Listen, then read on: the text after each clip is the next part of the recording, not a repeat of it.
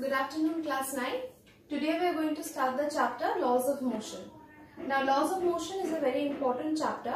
By laws of motion, we mean the Newtonian laws of motion, the three laws which basically govern the motion of everything that we see around us. Everything in the classical world, all classical objects follow Newtonian mechanics. That is, they follow the three laws of Newton, given by Newton. Now, before going to the first law, let us just relate with some practical experiences. Suppose we have a ball lying on the ground. Will the ball start rolling by itself? No, it can never start rolling by itself. Similarly, if a ball is rolling on the ground initially, without applying any force, suppose we take the ground as frictionless, can the ball stop by itself? Also no. So a body which is moving and a body as well as a body which is at rest, they cannot change their state of rest and motion unless and until there is an external agent or an external force which is compelling them to act in that way, to change their state of rest or motion. So that is what the Newton's first law is about.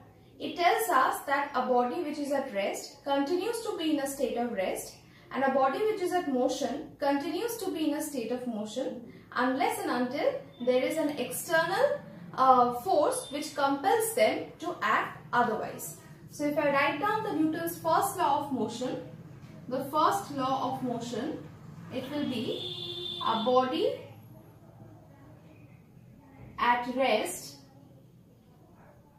continues to be in the state of rest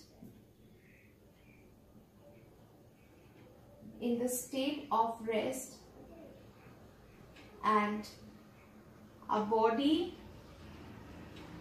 at motion will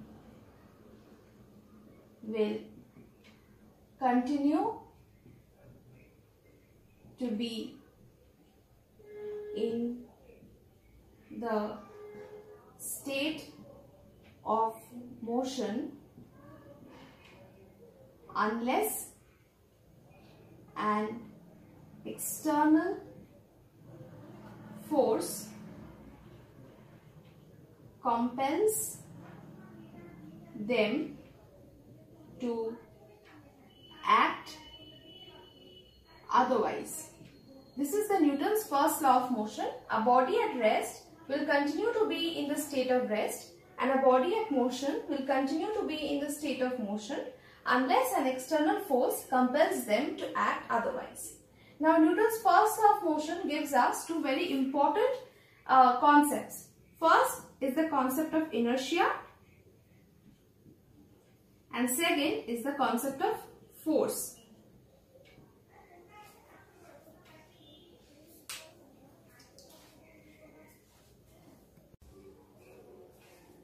So what is inertia?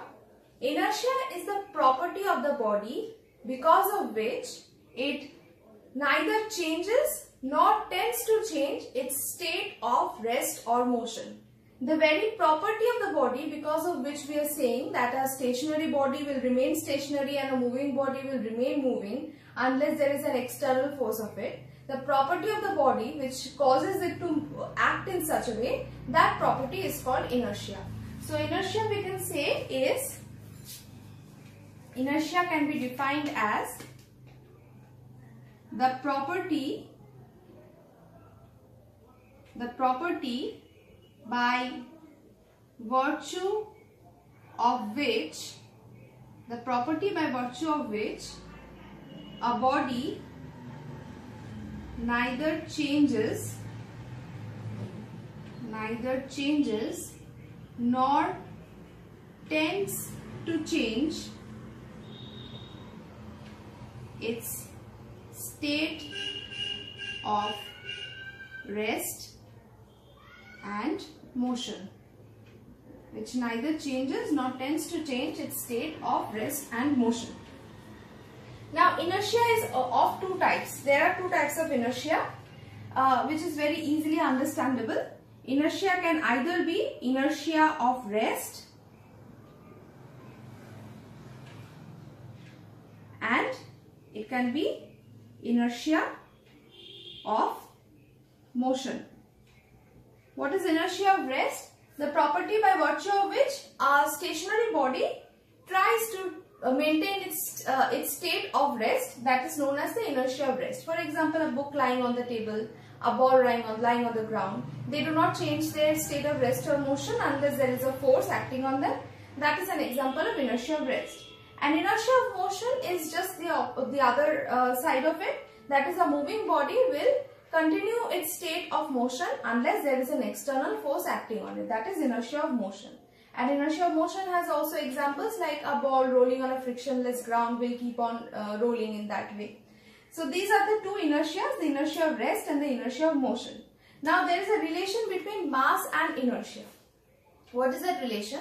The more the mass of a body, more will its inertia be. That is, heavier body has got more inertia and a lighter body has got less inertia. This is very easy to understand. For example, we have a heavy stone and we have a lighter rock, lighter pebble. Which is easier to move? Obviously, the lighter pebble is easier to move. Why is the lighter pebble easier to move? Because it has got less mass and its inertia is also less. Therefore, its tendency to maintain its state of rest or motion is less. We can easily change its state of rest or motion. Whereas on the other hand, the heavier rock, which has got large mass, its tendency to maintain its state of rest, that is also large. It tries to remain in the state of rest. Therefore, we have to apply a large force to overcome its state of rest. Therefore, a heavier body has got more inertia and a lighter body has got less inertia. That was with inertia of rest. If we try to think of it in terms of inertia of motion, a cricket ball and a tennis ball, if we compare, a cricket ball has got larger mass than a tennis ball. A moving cricket ball is more difficult to stop than a moving tennis ball, because a moving cricket ball has got larger mass, its inertia of motion is also larger, and therefore it is difficult to stop it. Whereas a tennis ball, it has got lower mass and its inertia is also less, and therefore it is easier to stop a tennis ball. So this was inertia and the classification of inertia and everything related to inertia. In the next video, we will learn about some applications or some practical examples of inertia of rest and motion.